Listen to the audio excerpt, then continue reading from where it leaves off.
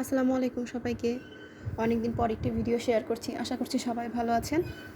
আপনাদের সকলের দয়ায় আলহামদুলিল্লাহ আমিও ভালো আছি। আজকে এই হলুদ রঙের একটি ড্রেস আমি হাতায় একটু লেস ওয়ার্ক করতে চাচ্ছিলাম।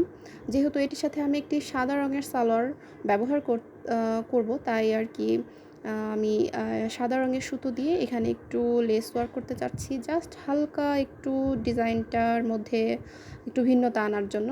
দেখুন আমি হাতায় যে প্লেট করা থাকে সেখান দিয়ে আমি সুতা উঠিয়ে নিচ্ছি। এখানে আমি 3 তার সুতো নিয়েছি, লাচি সুতা। আসলে একটু খেয়াল করলে বুঝতে পারবেন। দেখুন আমি কিভাবে করে সুতা উঠাচ্ছি। এখান একটু বাঁকা করে আমি সুতোটা উঠালাম। এরপর হচ্ছে এখানে আমি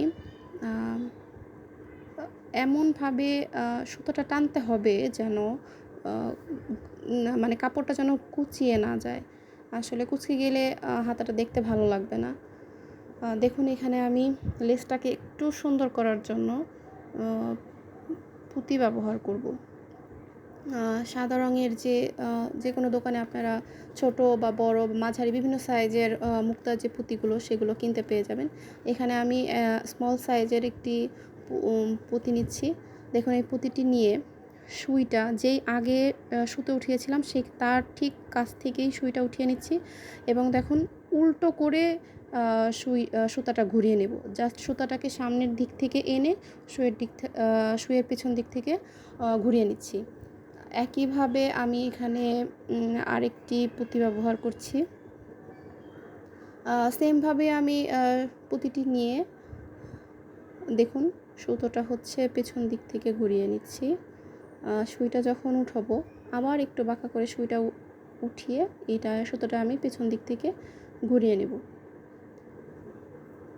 তো দেখুন কেমন হলো, মানে একটু ভি শেপ টাইপের জিনিসটা হলো। দেখুন তার একটু দূর থেকেই আমি সুই উঠিয়ে নিচ্ছি। মানে ঠিক কতটুকু দূরত্বে রাখবেন সেটা আপনাদের নিজেদের পছন্দ অনুযায়ী। এখানে আমি সুই উঠিয়ে একইভাবে আমি আবার যে সুইটা উল্টো করে ঘুরিয়ে নিয়েছিলাম সুতোটাও সুইয়ের দিক দিয়ে, ঠিক একইভাবে আমি এভাবে ঘুরিয়ে নিচ্ছি। যখন হচ্ছে আপনারা এভাবে ঘুরিয়ে নেবেন, দেখুন উল্টো করে যখন ঘোরাবেন তখন মাথার কাছে ছোট একটা গুটির মতো হবে, যেটা দেখতে বেশ সুন্দর লাগে। এই জন্য আসলে উল্টো করে প্যাচ দেওয়াটা। তাছাড়া সোজাভাবেও দেওয়া যায়, এটা আপনাদের নিজেদের পছন্দ অনুযায়ী। আবারও আমি একইভাবে উঠিয়ে নিলাম। এক্ষেত্রে আপনারা নিজেদের পছন্দ অনুযায়ী 2টো বা 3টে পরপর করে দিতে পারেন। এখানে আমি 2টো করে সেলাই উঠিয়ে একটু গ্যাপ রেখে আবারও পুঁতির কাজ করব। দেখুন সেমভাবে আমি পুঁতি উঠিয়ে নিচ্ছি। বাঁকা করে সেলাইটা নিয়ে পুঁতিটা নিয়ে বাস এভাবেই নিয়ে নেবেন। একটু খেয়াল করে দেখবেন, আসলে সেলাই জিনিসটা ওভাবে বলে ঠিক বই পড়ে বোঝানোর মতো না, এটা একটু দেখে বুঝে নিতে হয়।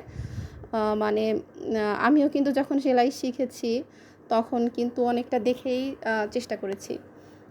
আসলে এটা হচ্ছে আগ্রহ করে দেখার, খুব ধৈর্য সহকারে দেখার জিনিস। আর একবার যদি বিষয়টা কেউ বুঝে যায় তাহলে হচ্ছে খুব অনায়াসেই এটা করা সম্ভব। তো দেখুন কিভাবে করে আবারও আমি পুঁতিটা নিয়ে উল্টো করে সেলাইটা উঠিয়ে উল্টো করে আবার ঘুরিয়ে নিলেই কিন্তু হয়ে যাবে।